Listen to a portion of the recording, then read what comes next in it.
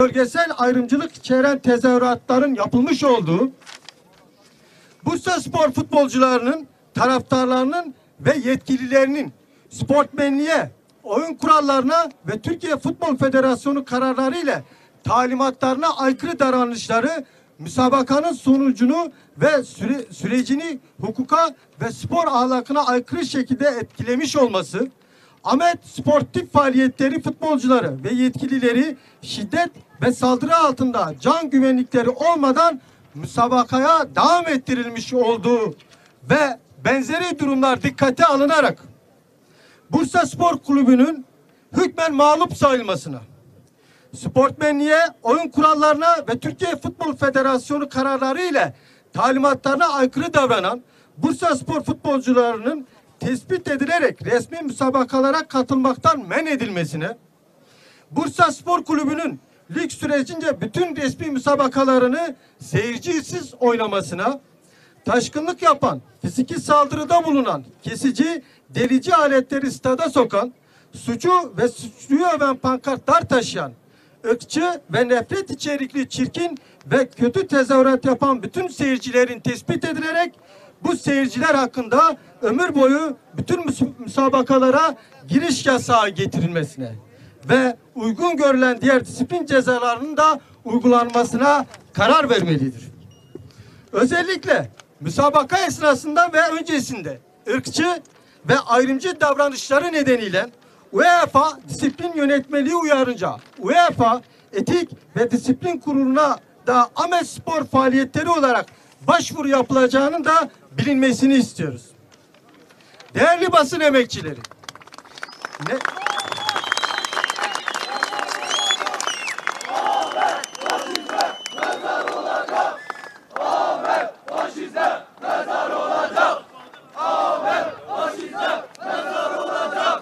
değerli basın emekçileri, nefret söylemi ve sonuçları spor hukukunun yanı sıra özellikle demokratik toplum düzeninin gereklerinden biri olan eşitlik ilkesine yönelik önemli bir tehdit oluşturmaktadır. Nefret ve ayrımcılık yasağının uluslararası insan hakları koruma rejiminin temel ilkelerinden biri olduğunu hatırlatarak 2 gün boyunca gerek nefret söylemleri gerekse ceza kanunu kapsamında birçok suç tipini içeren fiiller hakkında yargı makamlarınca etkin ve hızlı bir soruşturma ile faillerin tespit edilerek yargı önüne çıkarmaya davet ediyoruz. İlk geceden itibaren yaşanan olaylardan gereken önlem ve tedbirleri almayan, yine müsabaka esnasında yaşanan ve toplumsal barışı hedef alan vahim fiiller nedeniyle başta Bursa İl Valisi ve Bursa İl Emniyet Müdürü ile sorumluluğu bulunan bütün kamu görevlileri hakkında derhal idari soruşturma başlatılmasını ve bu süreçten görevden ek çektirilmeleri çağrısında bulunuyoruz.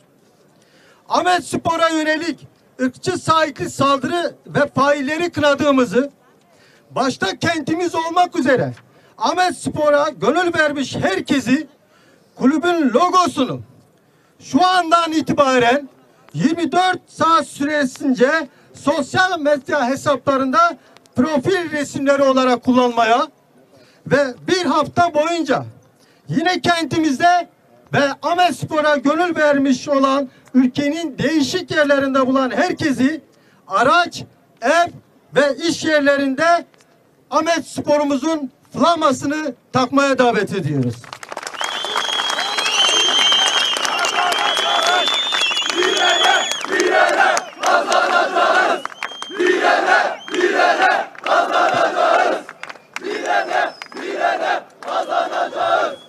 Değerli basın emekçileri, bu metin Diyarbakır kentinde yaklaşık 3 ay önce oluşturulan ve deprem sürecinde de gerek kentimizde gerekçe depremden zarar gören birçok ilde büyük bir fedakarlıkla çalışma yürüten 85 sivil toplum örgütümüzün, meslek örgütümüzün ve hak örgütümüzün içerisinde yer almış olduğu Diyarbakır Kent Koruma ve Dayanışma Platformu'nun yanı sıra Diyarbakır taraftarlar grupları, Diyarbakır'da bulunan taraftar grupları ve yine Ahmetspor'a gönül vermiş olan bütün yurttaşlarımız adına yapılmıştır.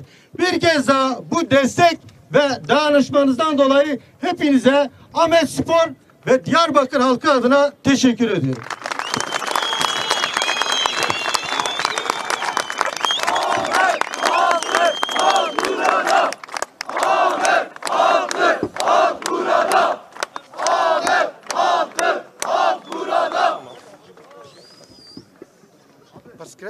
Tamam. Ahmetliler olarak yeşilleri de Torosları da tarihten sileceğiz. Andolsun ki sileceğiz. Andolsun ki sileceğiz. Faşizm! Faşizm!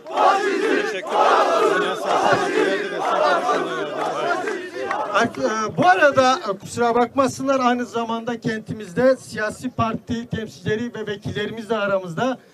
Kusura bakmayın, sizler de hoş gelmişsiniz. Desteğiniz ve dayanışmalarınız bizlere güç katacak. Var olun.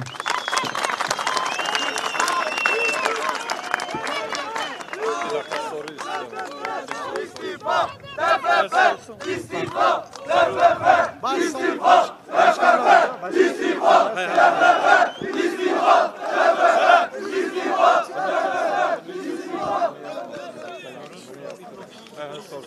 Mikrofon verin. Bir tane ver oğlum. Ya hukuki bir şey soruyor. Öncelikle geçmiş olsun. Sedat açsan hangisini sormak istiyoruz? Başka tekrar edilmesiyle alakalı şeyler var, talepler var. Bu konuyla alakalı bir girişimde bulunacak mı? Yine ikincisi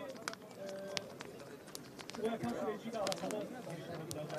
Son olarak şeyi sormak istiyorum.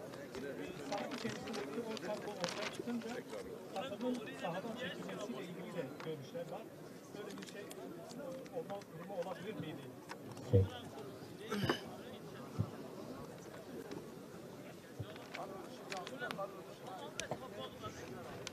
Biz hukuki süreci kulüp avukatlarımız ve baromuzla ortaklaşa oturup değerlendirip federasyonun ilgili disiplin talimatları maddeleri gereği gereken başvuruları yapacağız. Sadece TFF'ye değil, UEFA'ya ve FIFA'ya da gereken başvuruları yapacağız. Takımı sahadan çekmeyle alakalı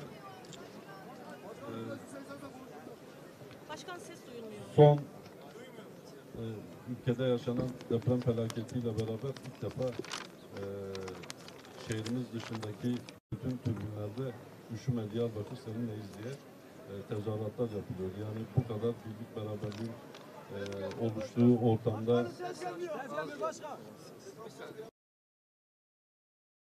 birlik beraberliğin oluştuğu bir ortamda futboldan kopmak, takımı sahadan çekmek, yani tabii orada verilebilecek çok zor bir karar ama takımı sahadan çekmeyi düşünmedik.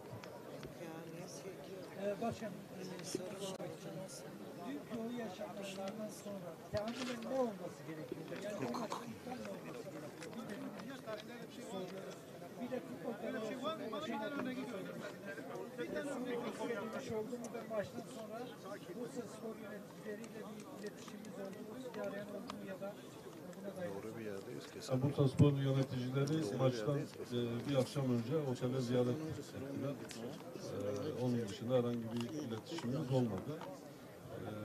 Ne olması gerekiyordu? Şimdi maçı dün akşam ulusal kanaldaki bazı spor programlarını izlediyseniz maçın ilk 15 dakikasında topun oyunda kalma süresi 1 dakikaya geçmemiş. Böyle bir ortamda hakemin ve federasyonun sporcularının can güvenliği olmadığı, hocaların, işte federasyon yetkililerinin can güvenliği olmadığı bir ortamda bu maçın oynanmaması gerekiyordu. Müdahale edilmesi gerekiyordu. Sürekli anons ettirilip maçın tatil edilmesi gerekiyordu ya da tribünlerin boşaltılıp seyircisiz bir ortamda oynanması gerekiyordu. Ama biz yaptığımız bütün girişimlere rağmen, yani ulaşmaya çalışmamıza rağmen hiçbir şekilde bu konuda sonuç alamadık. Yani bugün bir görüşmemiz oldu. Henüz yani böyle bir istişare edebilecek bir görüşme yapamadık. Evet. Başkanım size de teşekkür ederim. Mikrofonu al abi. Takımınız saldırıya uğradı. Süper Lig'den diğer takımlar sizinle dayanışma için, bu olayı sınamak için bir mesaj attı mı? Sizlerle irtibata geçti mi acaba?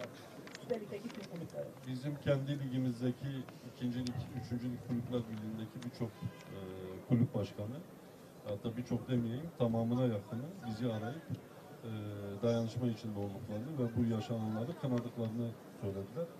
Bu da bizim için çok önemli ve anlamlıdır. Süper Lig'den arayan olmadı. Teşekkür Evet ederiz. arkadaşlar teşekkür ediyoruz hepinize.